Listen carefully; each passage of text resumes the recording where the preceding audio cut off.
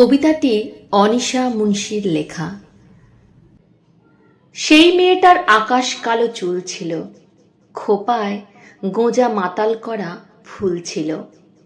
সেই মেয়েটার কাল সকালে স্কুল ছিল, আজ মেয়েটা সিলিং ফ্যানে ঝুলছিল। এই মেয়েটার মেয়ে হওয়াই ভুল ছিল। এই মেয়েটা নারী হতেই বাড়ছিল, ওদের ভাষায় তার রূপেতে ধার ছিল। নদীর শরীর খুব স্বাভাবিক বাঁক ছিল, নদীর পারে সেই যে লোভী কাক ছিল। সেই মেয়েটা মাংস ছিল, জানতো না, জানলে কি আর মায়ের কথা মানতো না। এই মেয়েটার মানুষ হবার পণ ছিল, সেই বিকেলে সেই রাস্তা নির্জন ছিল। এই মেয়েটার এত সাহস না বলে। এই মেয়েটা উঁচিয়ে মাথা পথ চলে, সেই পথের ওপর একলা কানের দুল ছিল। এই মেয়েটার শরীরটা তার ভুল ছিল।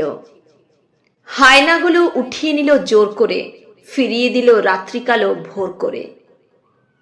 সেই মেয়েটা শূন্য চোখের দৃষ্টিতে রক্তে ভিজে আকাশ দেখে বৃষ্টিতে। এই মেয়েটার কেউ ছিল না তারপরে, মানুষ মরে একবারে, সে রোজ মরে।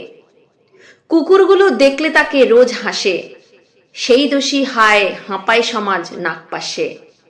এই মেয়েটার প্রতিটা দিন খুব ভারী, সব ফেলে তাই মুক্তি ছিল দরকারি। এই মেয়েটার নিজেরও এক ঘর ছিল, শেষ বেলাতে সেই ঘরে সে পড়ছিল। সেই মেয়েটার শ্বাস ছিল কাল, ঝুলছে আজ। আমার কি তাই, ব্যস্ত আমি অনেক কাজ। এই মেয়েটার আজ সকালে স্কুল ছিল, এই মেয়েটার মেয়ে হওয়াই ভুল ছিল। কদিন ধরে আমরা বাংলাদেশ নিয়ে মেতেছিলাম।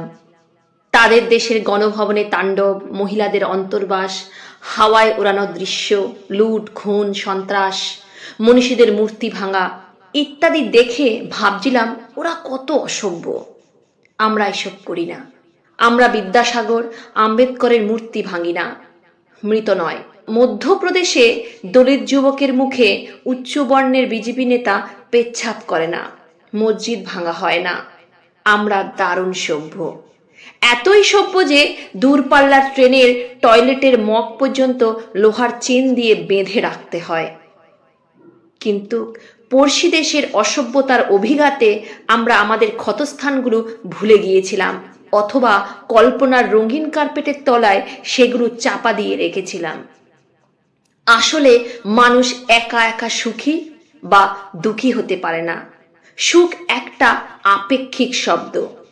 আমরা প্রতিবেশীর সঙ্গে তুলনা করার সুযোগ না থাকলে আমরা বুঝতামই না আমরা কতটা সুখী। তাই তুলনা করে আমরা কদিন বেশ সুখে ছিলাম। কিন্তু আমাদের কার্পেটের তলায় লুকিয়ে রাখা সেই সব দৈন্যতা, ব্যর্থতা, আমাদের লজ্জাগুলো হঠাৎ গতকাল আবার কার্পেটের তলা থেকে বেরিয়ে পড়ল। আমরা লজ্জায় সোশ্যাল মিডিয়া, গণমাধ্যমে চিৎকার করলাম, মোমবাতির মিছিল করলাম। নতুন কোনো উত্তেজনাকর সংবাদ যতক্ষণ আমাদের নাড়া না দেয় ততক্ষণ আমরা এটা নিয়ে চর্চা করব, তারপর ভুলে যাব। কারণ কবি বলেছেন, বিংশ শতাব্দীতে মানুষের শোকের আয়ু বড়জোর 1 বছর। আমরা তো আবার একবিংশ শতকের মানুষ, আমাদের অনুভূতির আয়ু আরো কম। শুনছি শাক ও ধামা খোঁজার চেষ্টা চলছে। খুঁজে পেলেই প্রথমে শাক দিয়ে মাছ ঢাকার চেষ্টা হবে, তারপর ধামা চাপা দেওয়া হবে। ট্রায়ালে দুষ্কৃতীতে শাস্তি হলো না কি ছাড়া পেল তা জানার আগ্রহ ততদিনে আমরা হারিয়ে ফেলব। কোনো অজগ্রামের আধুনিকতার আলো না পৌঁছানো নির্জন কোনো ফাঁকা বাড়িতে নয়, কলকাতা শহরের প্রাণ কেন্দ্রের এক নামকরা হাসপাতালে ডিউটিরত একজন এমডি সেকেন্ড ইয়ার বর্ষের ছাত্রী ক্ষতবিক্ষত দেহ উদ্ধার হলো ওই কলেজের সেমিনার হল থেকে।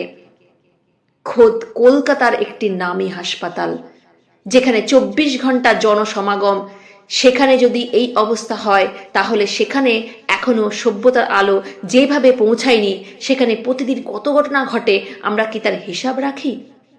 বারবার মনে হচ্ছে এই মেধাবী ডাক্তার হয়তো কোনো ধর্ষিতা মহিলার ডাক্তারি পরীক্ষা করতে রাগে দুঃখে এমনই ভেবেছিলেন, যা আমি বা আপনি এখন আজ ভাবছি। কিন্তু তিনি কি ভাবতে পেরেছিলেন? একদিন সব ব্যবচ্ছেদ টেবিলে তিনি লাশ হয়ে শুয়ে থাকবেন, আর তার রক্তাক্ত যোনি থেকে তার মাথার ক্লিপ টেনে বার করবে তারই সতীর্থরা। দুষ্কৃতীকে খুঁজে পেলে আরজি করের সামনে প্রকাশ্যে ঝুলিয়ে আমার এখন অত্যন্ত একবার মধ্যযুগে ফিরে যেতে ইচ্ছে করছে।